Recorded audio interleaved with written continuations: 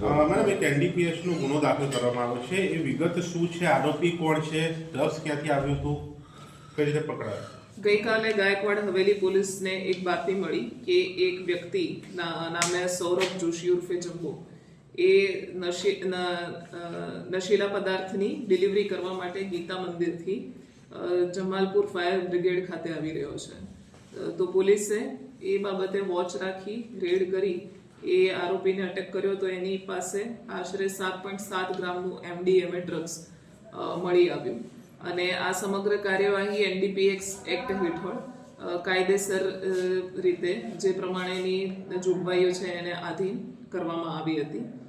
આરોપીનું નામ સૌરભ જોશી ઉર્ફે જંબો છે અને એ મુંબઈનો રહેવાવાળો છે અને એ મુંબઈમાં જ એના એક જે હેન્ડલર છે સંતોષ ભોઈતે જે પણ મુંબઈમાં જ રહે છે એના વતી એ ડિલિવરી કરે છે, એટલે આ પેડલર તરીકેનું કામ કરે છે.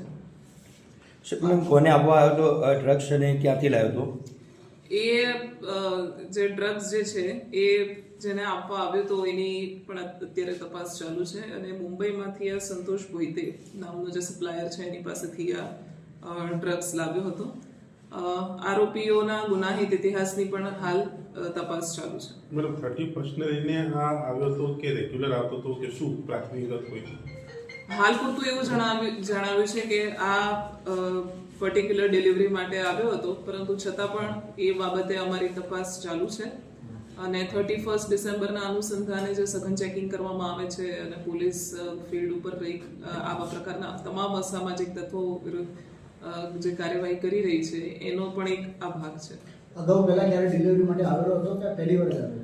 હાલ એ પૂછપરછમાં તો અહીંયા અગાઉ આવ્યો હતો એવું નથી જણાવતો, પરંતુ તો પણ એ અંગેની અમારી તપાસ ચાલુ છે. આ પેડલર બીજા રાજ્યોમાં સક્રિય હતા ડિલિવરી માટે? હા, એ બીજા રાજ્યોમાં પણ આ પ્રકારની ડિલિવરી કરવા જાય છે એવું એને પ્રાથમિક પૂછપરછમાં આ જણાવ્યું. લોકો કઈ રીતે ડિલિવરી કરે છે? આ લોકો કઈ એમો સામે આવી કઈ રીતે લાવતા હોય છે?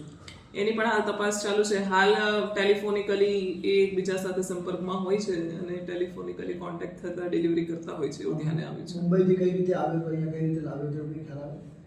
મુંબઈથી મુંબઈથી ટ્રેન મારફતે આવ્યો છે અને અહીંયા ડિલિવરી કરવા આવ્યો. અહીંયા કોને આપવાનો હતો એવું કઈ ખ્યાલ આવે? એની તપાસ ચાલુ છે. ઓકે.